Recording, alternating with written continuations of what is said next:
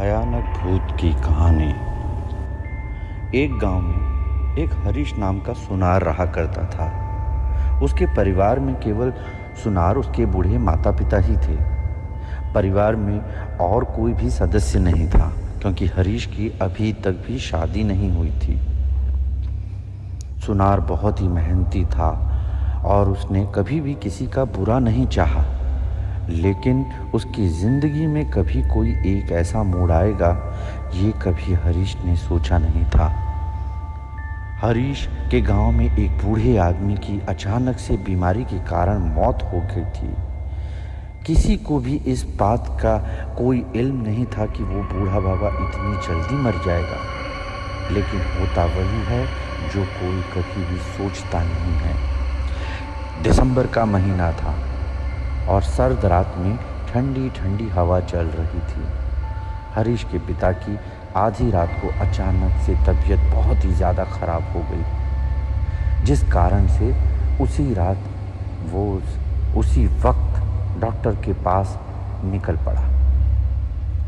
Doctor गांव से करीब 3 किलोमीटर दूर रहता था और उसके पास जाने का कोई साधन भी नहीं था।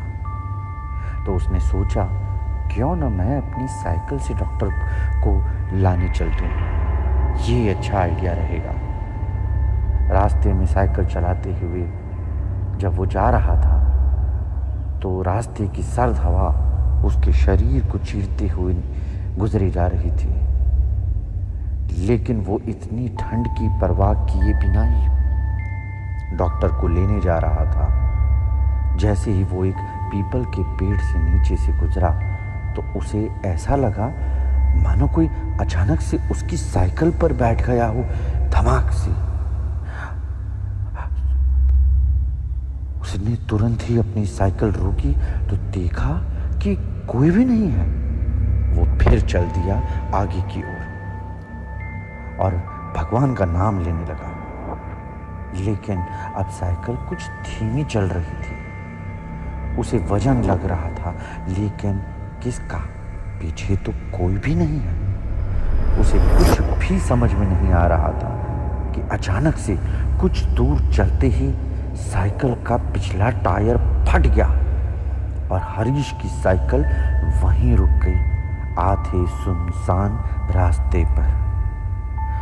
अब वो ये सोचने लगा कि क्या किया जाए। ये आगे जा नहीं सकती और पैदल मैं डॉक्टर को ला नहीं सकता। इसी बात में उसे आधा घंटा हो चुका था उस पीपल के पेड़ के पास खड़े हुए। उसने यहाँ वहाँ काफ़ी तलाशने की कोशिश की कि कोई राहगीर मिल जाए या कोई झोपड़ी दिख जाए, लेकिन उसे क्या मालूम था कि वो एक ऐसे सुनसान जगह पर है जहाँ दूर दूर तक कोई भी बस्ती नहीं बसी है और लोग वहाँ रहना तो दूर, वहाँ कोई जाना भी पसंद नहीं करता है। थक हार कर उसने साइकिल को ऐसे ही घसीटते हुए आगे की ओर बढ़ने का सोचा और चल दिया, लेकिन अब भी वही वजन उसे लग रहा था साइकिल पर, जो कि टायर फटने से पहले भी था। उसने साइकिल को एकदम से सड़क पर छोड़ दिया और तभी एक आवाज आई, तुमने मुझे गिरा दिया है और अब मैं तुझे जिंदा नहीं छोड़ूंगा। हरीश डर गया, भला ये कौन बोल रहा है? तभी अचानक से एक भयानक भूत हरीश के सामने प्रकट हो गया और हरीश डर के मारे सड़क पर ही गिर गया। हरीश ने कहा, तुम कौन हो? वो बोला, मैं वही भूत हूँ जो पिछले महीने मरा था, उसी बाबा का भूत जिसके मरने की किसी ने भी कल्पना नहीं की थी। तुम मुझे भूल गए, लेकिन मैं तुम्हें नहीं भूला। हरीश ने तब डरते हुए पूछा, तुम मुझसे क्या चाहते हो बाबा? मैंने तुम्हारा क्या बिगाड़ा है? भूल गए, मैंने तो तुम्हारी काफी सेवा की थी। मैंने सबसे ज्यादा दान किया था तुम्हारे मरने पर। तब भूत ने कहा, मैं तुम्हारे पिताजी को बहुत चाहता था और उसे भी अपने साथ ले जाने के लिए आया हूँ।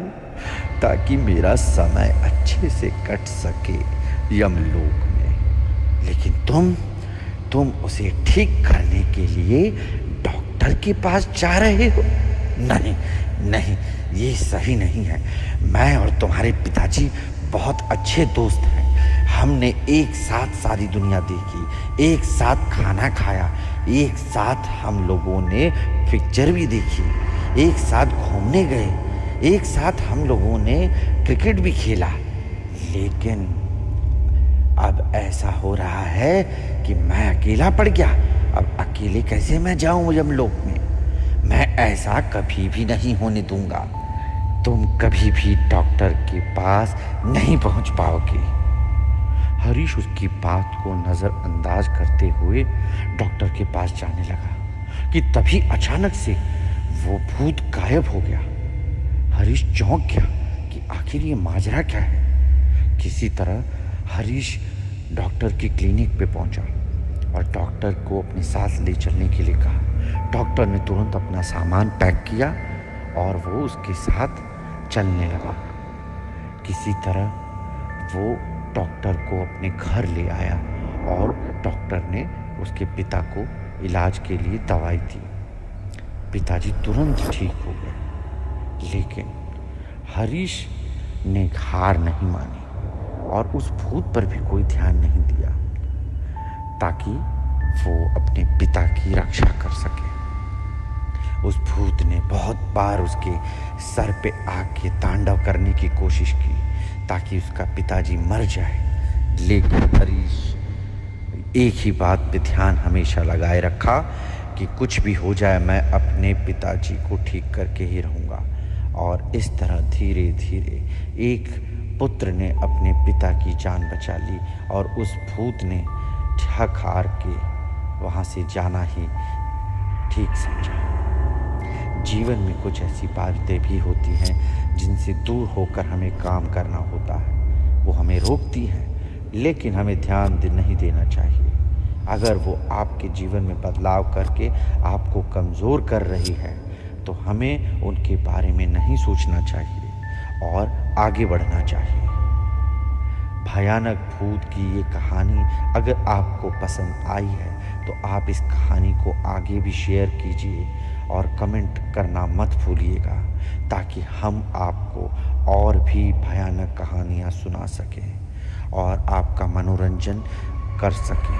लेकिन ये सिर्फ मनोरंजन नहीं है, इससे आप एक सीख भी मिलती है। धन्यवाद।